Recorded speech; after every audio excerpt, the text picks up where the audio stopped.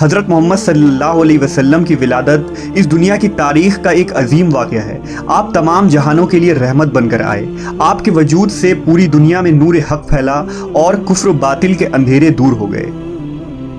رات خاموش اور حیران تھی، جیسے ابہام کے پردے چاک ہو کر کوئی بہت بڑا انقلاب آنے والا ہو۔ پانی کے بوند بوند سے لپکتی سسکیاں کوہر کے اندر پردوں کی چاک جیسا سما باندھ رہے تھے۔ ہر راستے اور گلی کوچے ویران ہو گئے تھے۔ شب کے سناٹے میں ماحول کی نندا سی آنکھیں ابر پوش آسمان کی طرف سے کسی گھن گرج کے منتظر تھی۔ سمندروں کی لہریں، کوہستانوں کا سکون، پہاڑوں کی ہیبت کے ساتھ سوسن اور گلاب کے پھول نمایاں اور عیاں ہونے لگے تھے۔ اس ختم ہوتی ہوئی رات کے سکون اور زوال کے اندر سے ایک نور طلوع ہو کر چار سو روشنی بکھیرنے والا تھا۔ یہ کس کی آمد ہونے والی تھی کہ ہر مخلوق بے چین تھی۔ تاریخ عالم میں یہ وہ نرالا و انوکھا دن ہے کہ اس روز خلق آدم کا راز، ابراہیم علیہ السلام کی دعا، عیسیٰ علیہ السلام کی بشارت،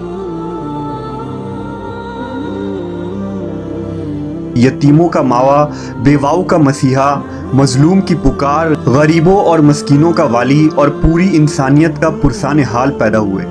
اس رات میں بہت سارے بے شمار معجزات ہوئے جو اسلامی اور دیگر تاریخی کتابوں میں درج ہے۔ اگر ان معجزات کو تحریر کی جائے تو قلم کی روشنائی اور اوراق کم پڑ جائیں گے۔ نبی صلی اللہ علیہ وسلم کی ولادت سے قبل عرب میں خشک سالی تھی اور کھیتوں اور سرسبز شاداب وادیوں میں خاک اڑ رہی تھی۔ لیکن جس سال نبی صلی اللہ علیہ وسلم اپنی والدہ کے حمل میں آئے تو اچانک دنیا ہی بدل گئی۔ زمین سبزہ زار ہو گئی، درخت ہرے بھرے ہو کر پھلوں کے بوجھ سے دب گئے، گھٹائیں جھوم جھوم کر آتی اور خوب بارش ہوئی۔ اس سال اس قدر انعام و اکرام ہوا کہ عربوں نے اسے خوشحالی کا سال کا نام دیا۔ نبی صلی اللہ علیہ وسلم کی ولادت سے قبل عرب کے نجومیوں میں کسی بڑی شخصیت کی پیدائش کا چرچا عام تھا، اور اہل کتاب بھی اپنی کتاب میں جس آخری نبی کی آمد کے متعلق پڑھتے آئے تھے، انہیں احساس ہو گیا تھا کہ اس نبی کی آمد کا وقت قریب آ چکا ہے۔ لہذا حضرت حسان بن ثابت جو عرب کے نامور شاعر تھے، وہ فرماتے ہیں کہ وہ 7 سال کے تھے اور یثرب یعنی مدینہ میں رہتے تھے کہ اچانک ایک دن ایک یہودی کو ایک بلند مقام پر چیختے ہوئے سنا۔ وہ کہہ رہا تھا، اے یہودیوں، آج رات احمد کا ستارہ طلوع ہو چکا ہے جس میں وہ پیدا ہوگا۔ اس طرح کے بہت سارے واقعات عربوں کے تاریخی کتابوں میں ملتے ہیں، جس سے پتہ چلتا ہے کہ حضور صلی اللہ علیہ وسلم کے ولادت کے سال ہی لوگوں کو یہ احساس ہو گیا تھا کہ وہ عظیم ہستی کی تشریف آوری بہت قریب ہے جو دنیا کی تاریخ کو بدل کر رکھ دیں گے۔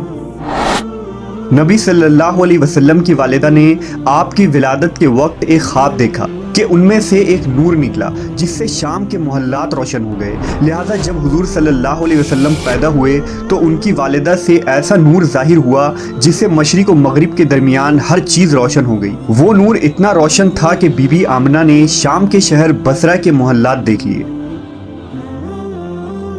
حضرت عثمان ابن ابی عاص رضی اللہ عنہ سے روایت ہے کہ میری والدہ نے بتایا کہ میں اس رات حضرت آمنہ کے پاس تھی جس رات نبی کی ولادت ہوئی۔ میں گھر میں ہر طرف روشنی اور نور پاتی اور محسوس کرتی تھی، جیسے کہ ستارے قریب سے قریب تر ہو رہے ہیں، یہاں تک کہ مجھے گمان ہوا کہ کیا یہ میرے اوپر گر پڑیں گے۔ جب آپ کی ولادت ہوئی تو خانہ کعبہ نور سے منور ہو گیا اور ستارے زمین کے قریب ہو گئے۔ فرشتوں نے آہستہ اور اونچی آواز سے اعلان کیا، جبرائیل علیہ السلام بشارت لائے اور عرش خوشی سے جھوم اٹھا۔ حوریں اپنے محلات سے نکل آئے اور عطر نچھاور کرنے لگی۔ بی بی آمنہ کے گھر میں عدن سے پرندے بھیج دیے گئے جو اپنی چونچوں کے ذریعہ موتی بکھیر رہے تھے۔ بی بی آمنہ کے ارد گرد فرشتے کھڑے ہو گئے اور انہوں نے اپنے پروں کو پھیلا دیا۔ بحر و بر کی ہر مخلوق تسبیح کرنے لگی اور امام کائنات کی آمد میں جھوم اٹھی۔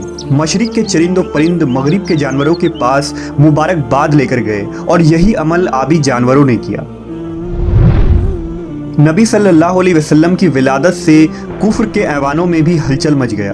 नबी के वालिद मोहतरम हज़रत अब्दुल्ला आपकी विलादत से कबल ही इंतकाल कर चुके थे।